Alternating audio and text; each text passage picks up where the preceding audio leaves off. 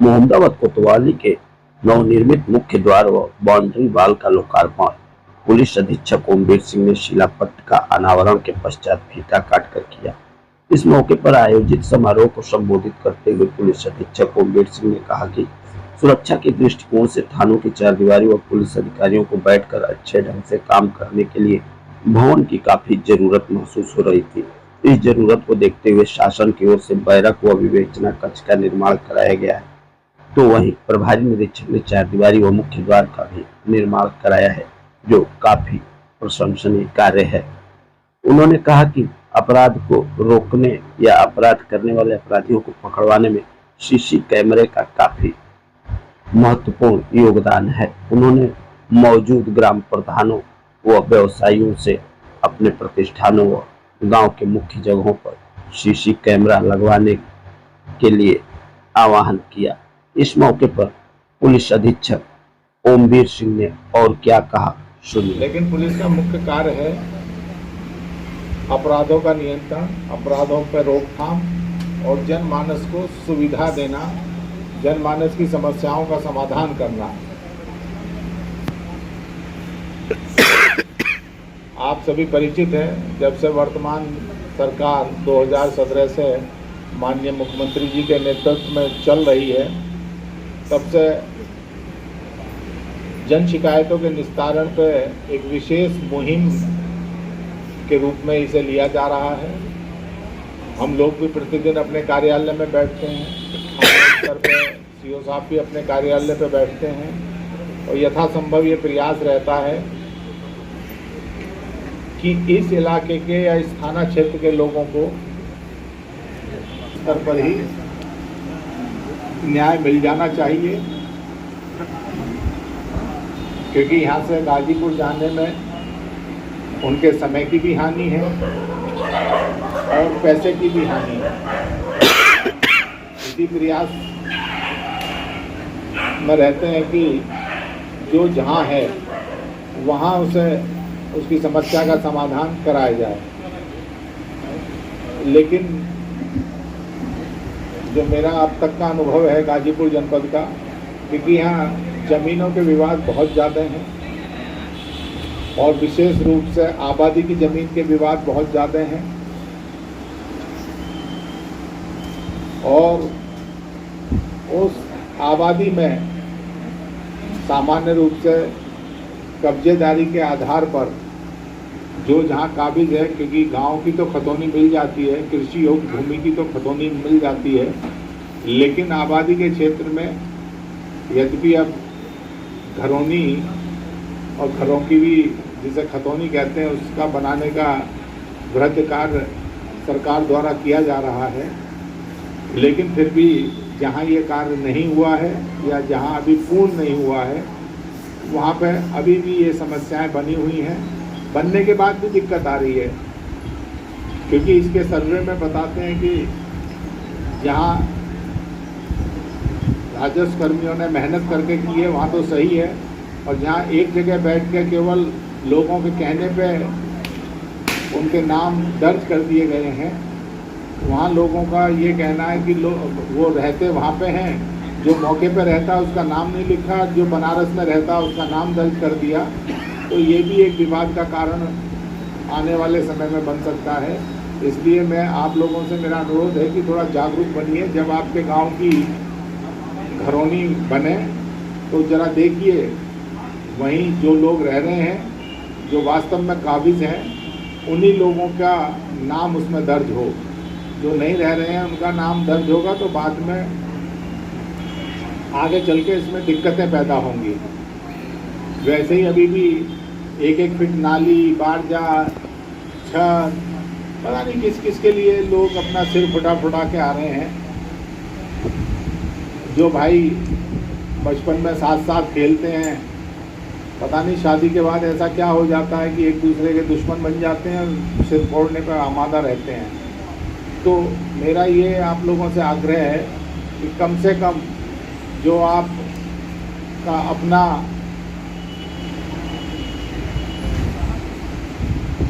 ज़मीनी विवाद है उसे जो गांव के सम्मानित लोग हैं जो गांव के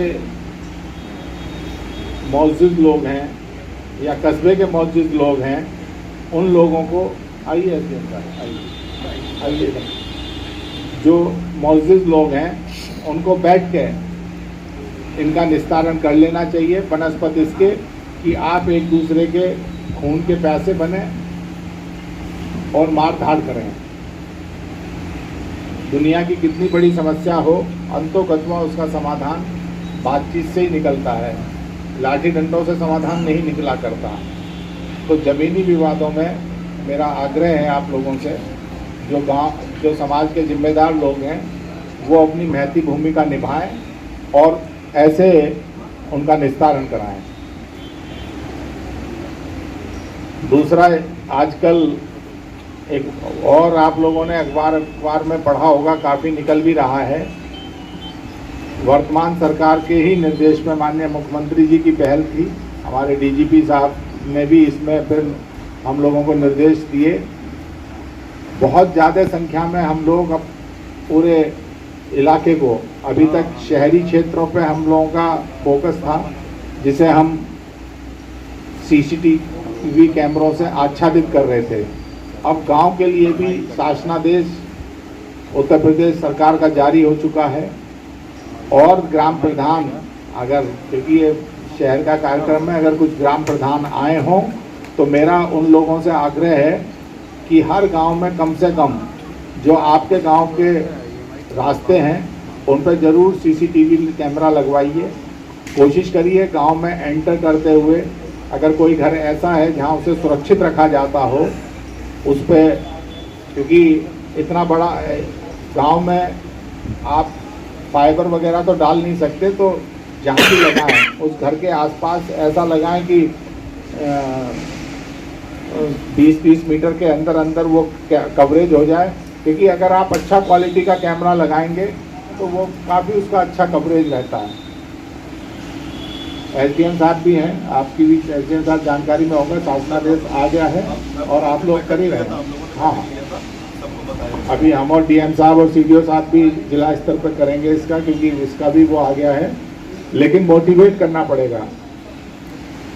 और इसका सबसे बड़ा फायदा प्रतिदिन मिल रहा है। आपके साथ कोई घटना घटित होगी, अक्सर लोग आरोप लगाते हैं कि मेरे घर पर चढ़ाए, मेरे घर पर मार दिया, मुझसे बदतमीजी कर दी, कभी आपस में लगाते हैं, कभी पुलिस पे आरोप लगाते हैं। जब ये सारी चीज़ें कैमरे में कैद होंगी तो इससे कोई झुठला नहीं सकता, एक दूसरे पर झूठे मनगढ़ंत आरोप नहीं लगा सकते और जो वास्तव में दोषी है वो बच नहीं सकते। ना केवल गाजीपुर में बल्कि पूरे प्रदेश में जब से बहुत बड़ा भौगोलिक क्षेत्र हम लोगों का इन सीसीटीवी कैमरों से आच्छादित हो गया है और जगह जगह कोई अपराधी अगर एक जगह घटना करके भागता है, आप ही के यहाँ की घटना, करीब 1.5 या 2 महीने पहले एक सेल्समैन से कितना 1.5 लाख रुपए उसका ले गए थे और उनकी फुटेज आई और फुटेज के आधार पर वो सारे लोग उनके साथ जो अपराधी के साथ जिस तरह का ट्रीटमेंट होना चाहिए उन्हें भेजा गया, रिकवरी भी कराई, बल्कि बाद में एक को तो इन लोगों ने बड़ी मेहनत करके और इंटरसेप्ट करके गिरफ्तार किया। तो ये सब सीसीटीवी, पहले पुलिस की पिकेट लगाई जाती थी, जब पुलिस की पिकेट लगाई जाती थी 2 सिपाही किसी स्थान पे, तो उनका लिमिटेड दायरा रहता था, भाई 50 मीटर इधर देख लेंगे, 50 मीटर उधर देख लेंगे, लेकिन काम उनका भी यही था कि वो देखते थे, ऑब्जर्व करते थे और वहीं बता देते थे। अब ये सीसीटीवी कैमरा हमारा पिकेट का काम कर रहा है, हमारी वहाँ आदमी की ज़रूरत नहीं है। इसमें थोड़ा सा आगे की स्टेज हम लोगों की ये रहेगी कि जो कम से कम जहाँ सीसीटीवी लगा है, जिन लोगों को इसकी जिम्मेदारी दी गई है वो समय समय पे इसे देखते भी रहा करें, इसका बैकअप देख लें, क्योंकि सामान्य रूप से अगर आप सामान्य कैमरा भी लगवाते हैं तो उसका भी 15 दिन तक का बैकअप रहता है। और घटना होने के बाद इसकी जानकारी मिल ही जाती है, तो कृपया करके उसे समय समय पर देखते रहें। अभी एक जगह कहीं घटना हुई थी, किसी स्कूल में कैमरा लगा हुआ था।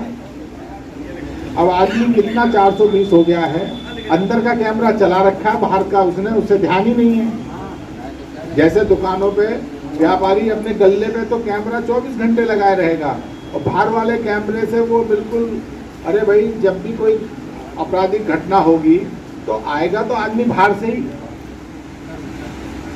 तो इसे भी जरा सोच के जब आप कैमरा लगवाएं तो ये जरूर सोचें कि आप ये भी देख पाएं कि कौन कौन लोग आपके यहाँ आ रहे हैं। अभी दिल्ली में एक घटना हुई जिसमें 25 करोड़ रुपए की ज्वेलर के यहाँ चोरी हुई। कैमरों का जाल ऐसा था, शुरू में ये उम्मीद कर रहे थे कि वो बड़ा गैंग होगा वो, और अकेला आदमी, और वो भी छत्तीसगढ़ का रहने वाला, और इससे पहले वो हैदराबाद में भी किसी ज्वेलर के यहाँ करोड़ों की कर चुका था। तो आजकल कई बार हम लोग गुमराह भी हो जाते हैं। यही कई मामलों में हम सोचते हैं, परेसर में एक व्यक्ति की हत्या हुई,